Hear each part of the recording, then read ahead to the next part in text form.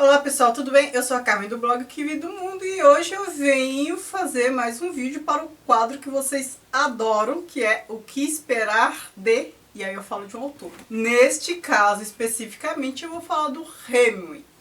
E o que eu pretendo com este quadro, né? Com essa série toda? É explicar um pouco do contexto do autor, o seu lugar de fala, como eu sempre digo, ver como o seu contexto, parte da sua biografia, da sua história, aparece nas obras dele. Porque não dá para separar as coisas, né? Os objetos, dentre eles os livros, são circunscritos num contexto sócio-histórico. E esses objetos carregam traços deste contexto. Pensando em literatura, a gente vê traços sócio-históricos, mas também aspectos literários da época. Sem falar nas próprias influências pessoais do autor. Antes de começar a falar um pouquinho do Hemingway, eu vou mostrar o que eu já li dele e vou comentar aqui. O Velho Mar, Paris é uma Festa, Adeus às Armas, Porque os Sinos Dobram e O Sol Também Se Levanta. Ele tem muito mais que isso, mas eu acho que isso aqui é o principal. Um aspecto que eu esqueci de comentar é que para este quadro eu parto do princípio que eu tenha que ter lido ao menos 3 obras do autor para começar a falar sobre ele, né? Mas na verdade eu acho 3 pouco. Eu nunca fiz um vídeo aqui tendo lido apenas 3 obras de um autor. A não ser que seja um poeta, que não tenha publicado tanta coisa como é o caso de Baudelaire. Se você falar de As Flores do Mal e Pequenos Poemas em Prosa, pronto, você já está falando de Baudelaire, que foi o que aconteceu no vídeo específico. Mas pensando em prosa, apesar de eu ter dito 3, a partir de 3, eu sempre faço a partir de 5. Hemingway nasceu em 1899 e morreu em 1961. Ele é americano. Quem conhece um pouquinho da história já percebeu que ele viveu num período muitíssimo conturbado. Pensem que ele foi contemporâneo da Primeira Guerra Mundial, Revolução Russa, o período entre guerras, que também não foi pouca coisa, Guerra Civil Espanhola, Segunda Guerra Mundial, e morreu no contexto da Guerra Fria. A gente sabe que a primeira metade do século foi bem mais pesada, né, do que a segunda. Se bem que eu acho que nada é muito leve, mas assim, a gente teve muitos conflitos e guerras neste período. A gente também teve, acho que a Revolução Cubana. Embora ele tenha tido uma experiência em Cuba, nos livros que eu li dele, a Revolução não aparece aqui, né? Tem um livro aqui que fala sobre o contexto de Cuba, mas outro aspecto, né? Então, essas guerras, quase todas elas, com exceção também da Revolução Russa, de uma forma ou de outra aparece aqui nas obras dele. Porque ele foi muito ativo, ele foi militante, ele foi correspondente de guerra. Uma coisa que foi marcante, não só marcante, mas determinante na vida dele, é a questão do suicídio. Ele morreu em 61 porque se suicidou. Ele estava com algumas doenças, algumas hereditárias, estava com alguns problemas de saúde, mas ele tem uma tradição de suicídio na família. O pai dele, acho que tinha se suicidado, a mãe dele até deu a arma com que o pai atirou, né, se suicidou, até deu a arma para ele. Já é uma influência, inclusive. Mas não foi só o pai, eu sei que teve parentes colaterais, descendentes dele também se suicidaram. Uma vez eu li alguma coisa a respeito disso, da influência do suicídio na família, né? Então, a reincidência de suicídio. Então, assim, quando um se suicida, a probabilidade de outros membros se suicidarem aumenta. Talvez isso tenha acontecido na família dele. A gente pode pensar, ele não aguentou presenciar tantas guerras, tantas coisas e por isso se matou. Não, tudo evidencia que não foi isso. É claro que isso deve ter impactado, mas não a esse ponto. Ele tinha problemas, tinha essa tradição na família, que isso pesa, e também tinha problemas de saúde. Uma outra característica é que ele passou por várias guerras, morou em vários países, mesmo porque foi para as guerras, e escreveu vários livros, mas ele também se casou várias vezes. Dá a impressão assim que ele mudava de país, mudava de guerra e também mudava de casamento. Eu não sei se essas datas coincidem, mas ele se casou pelo menos umas 4 vezes. Ele era um homem muito bonito, alto, bonito, interessante, né? Viajado, com experiência internacional e tudo. e atrair as mulheres, né? Agora, característica literária de Hemingway. A obra dele, principalmente esses livros maiores, vocês vão ver, esses dois maiores aqui. Por que os Sinos Dobram e Adeus às Armas. Eles são livros sobre guerras, experiência pessoal dele, né, que ele leva para ficção, e são livros compostos por diálogo. A maior parte dos livros é composta por diálogo. Isso é uma técnica muito característica de Hemingway e assim, muita gente pode pensar, é fácil escrever, não é, é muito mais difícil você fazer uma obra só com diálogo. Quando eu fiz o vídeo sobre por que os sinos dobram, eu comentei esta característica. Por que é difícil fazer um livro só com diálogo? No diálogo, na fala direta, no discurso direto, tem que aparecer as características de personalidade dos personagens.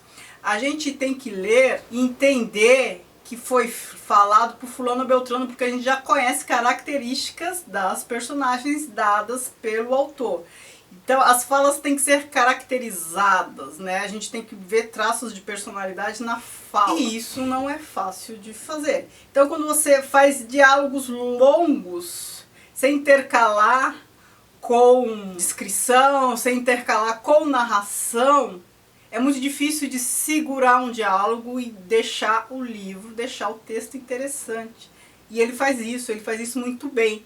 Porque o diálogo tem funções específicas. Por meio do diálogo você adianta parte da história. Por meio do diálogo você percebe a evolução do tema por meio da fala. Nesta fala tem que aparecer características das personagens. Isso não é fácil de fazer e ele faz muito, é uma característica dele. Essa é uma característica que ele não desenvolveu sozinho, essa técnica.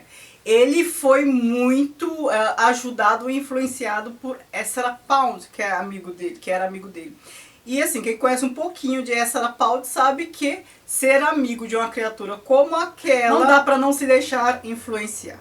Então o Pound tinha toda essa questão com linguagem, eu até preciso falar mais do Pound aqui, mas ele tinha toda uma relação com linguagem que era bem diferente. Então era muito comum ele corrigir, influenciar a escrita de amigos. Então ele fez isso com T.S. Eliot em Terra Gasta, Terra Devastada, e ele fez isso com Hemingway também. Ele depurava as escritas. A ideia de concisão, deixar o essencial. Então é cortar a gordura e falas diretas, né? E dinâmicas. Essa é uma técnica que ele ajudou o Hemingway a desenvolver. E essa técnica de Hemingway a gente vê que influenciou vários outros autores, como o autor de Vinhas da Ira, que eu esqueci o nome agora, John Steinbeck, e vários outros. Quem quer começar a escrever, quer fazer prosa e tal, leia Hemingway, preste atenção, porque aqui tem técnicas de diálogo muito boas. E aprenda com os diálogos dele. Então comece a analisar como ele constrói diálogos extensos e diretos. Não é assim, um fulano fala um texto enorme, uma fala assim de uma página. Não, é objetivo. São falas curtas e fica um ritmo, um ping-pong e o leitor não se perde. Falas curtas, diretas, sem ter narração, pouquíssima narração ali envolvida. E o leitor não se perde. Outra característica da narrativa dele, que é bem contemporânea, é que até a parte que é narrada, é muito comum, isso não em todos os casos, é narrada de modo bem contemporâneo, faz com que o narrador pareça invisível. A gente chega a pensar que a narração é de monólogo interior. Não é um narrador tal qual o século XIX, parece um maestro, que fala direto com o leitor, estabelece segundo um personagem aqui, desenvolve outro ali, e onipresente, onideus, onitudo. Não, aqui é um narrador em terceira pessoa, onipresente ainda. Só que de uma forma totalmente diferente. É uma narração muito subjetiva, que faz com que a gente pense que está na mente das personagens. O narrador ele fica quase invisível, né? Quase invisível. Você mal percebe que é uma narração em terceira pessoa. Isso é muito contemporâneo, né? Toda essa questão da subjetividade. Não é por acaso que as obras contemporâneas elas são narradas com fluxo de consciência, o monólogo interior, esse tipo de narrativa. Porque isso é característica do século XX, depois das descobertas de Freud sobre o inconsciente, essa narração de um narrador que sabe tudo, acabou por ficar um pouco de escanteio, porque assim, a gente não sabe tudo nem sobre a gente mesmo, como é que vai saber sobre o outro? A subjetividade ficou bem valorizada, inclusive na narrativa a gente vê isso muito bem em Hemingway. Agora vamos ver como um pouco disso tudo aparece aqui nas obras dele. Em Adeus às Armas, a gente tem a experiência da Primeira Guerra Mundial. Eu falei pra vocês, ele se alistou, mas não foi aceito por algum problema, acho, de doença. Mas aí ele foi voluntário, motorista de ambulância, foi pra Itália, os combates da Itália, e lá ele se apaixonou por uma enfermeira. Isso é contado aqui. O personagem principal, também motorista de ambulância na Primeira Guerra Mundial, e se apaixona por uma enfermeira e está na Itália. Eu fiz um vídeo sobre este livro, que eu vou deixar aqui. E uma característica que vocês têm que prestar atenção, aqui em Por Quem os Sinos Dobram, que é Por Quem os Sinos Dobram sobre a Guerra Civil Espanhola, que é a Primeira Guerra Mundial, a reflexão sobre a guerra. Aqui aparece muito por meio dos diálogos. Aqui, por meio do romance dos dois. Eu expliquei isso no vídeo, não vou falar aqui agora, porque este vídeo vai ficar muito grande se eu comentar. Mas o romance dos dois, da enfermeira e do motorista, que à primeira vista, no comecinho, era uma coisa assim, bobinha, sem, pelo menos da parte dele, sem grandes interesses, uma coisa superficial, depois vai ganhando a importância à medida que a consciência da guerra, da situação da humanidade, vai ficando mais presente. É uma tomada de consciência sobre o que significa aquela guerra. Isso impacta o romance dos dois. Então deem uma olhadinha. Aqui, como eu falei para vocês, sobre a Guerra Civil Espanhola, como eu falei para vocês também, ele foi para vários países, né, combater ali. Ele foi para a Itália, Primeira Guerra Mundial, aqui ele foi para a Espanha. Ele foi como voluntário da Brigada Internacional, combater ao lado dos comunistas contra o fascismo. E aqui tem a questão dos diálogos que eu falei para vocês, são bem presentes na obra. Esta obra aqui também é um pouco autobiográfica, porque um professor americano, professor de espanhol, vai combater, também voluntário da Brigada Internacional, combater do lado dos comunistas contra o fascismo aqui na Espanha. Ou seja, mais um sobre guerra, mais um com dados autobiográficos. E aqui tem aqueles diálogos longos que eu falei pra vocês, que a gente tem que prestar atenção. Tem essa narração também de um narrador praticamente invisível, que a gente pensa que está dentro da mente das personagens.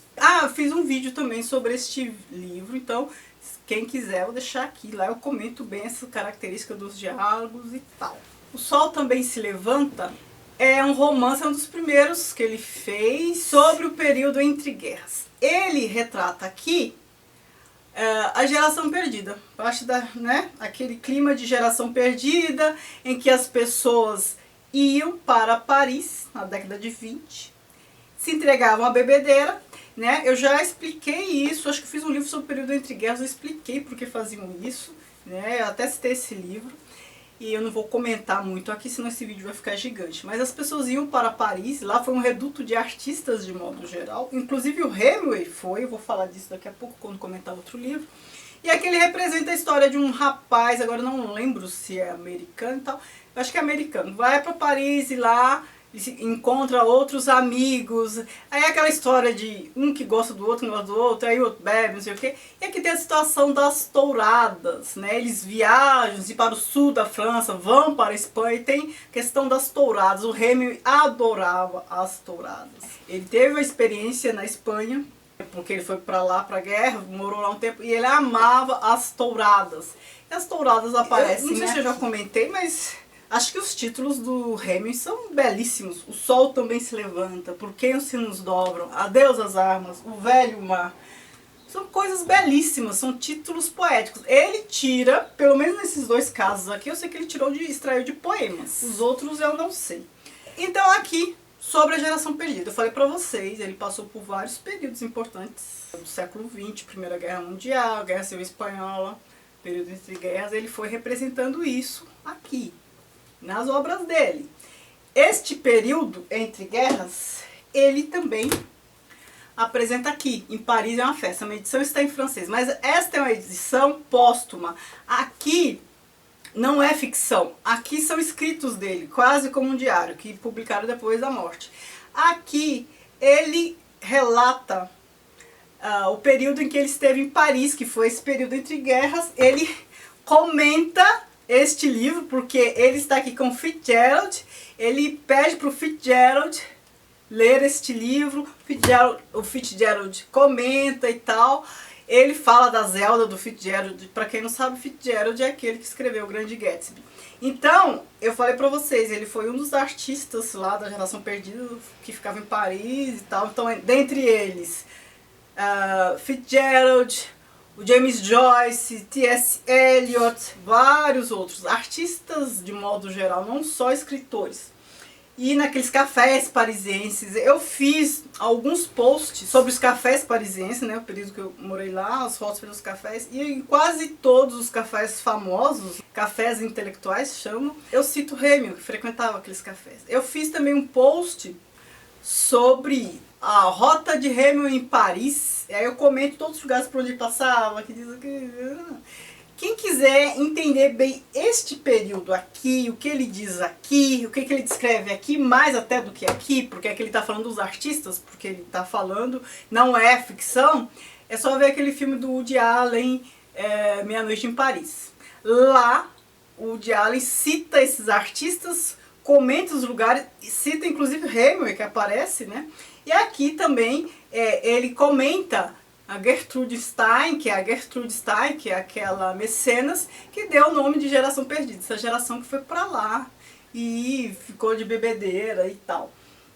Aqui ele fala mal de Dostoiévski, da escrita de Dostoiévski, enfim, aqui ele comenta um monte de coisa. Por que que eu tenho esse livro em francês? Porque eu comprei quando eu morei lá. Vocês sabem que eu fiz parte do meu doutorado lá, e eu comprei este livro, eu queria que fosse bem representativo, naquela famosa livraria Shakespeare Company, que ele cita, que tem um capítulo só para falar da livraria, que a dona da livraria ajudou James Joyce a publicar Ulisses, ela recebia esses escritores todos da Geração Perdida, era um momento bem bacana, assim, eu gosto muito desse momento histórico. E aí eu visitei essa livraria, eu quis comprar um livro muito representativo, aí eu comprei Paris é uma Festa. Eu gostei muito de ler isso aqui porque são os pensamentos do autor, que ele foi fazendo assim diários. Então ele conta dos encontros dele com Fitzgerald, com a Zelda, as impressões que ele tem, então as impressões que ele teve da leitura de Dostoiévski e um monte de coisa. É bem bacana. E aqui, O Velho e o Mar. Este livro, ele conta uma história de um velho em Cuba. Este é um livro que ele escreveu a partir da experiência dele em Cuba. Ele esteve em Cuba e lá ele era informante do governo americano durante a Guerra Fria, sobre o avanço da influência da União Soviética em Cuba e tal. Então ele fazia esse papel de prestar, de servir o governo americano dando informações. Mas o que é narrado aqui nada tem a ver com isso. Aqui é uma história muito singela, muito bonita, poética até, nada tem a ver com guerra.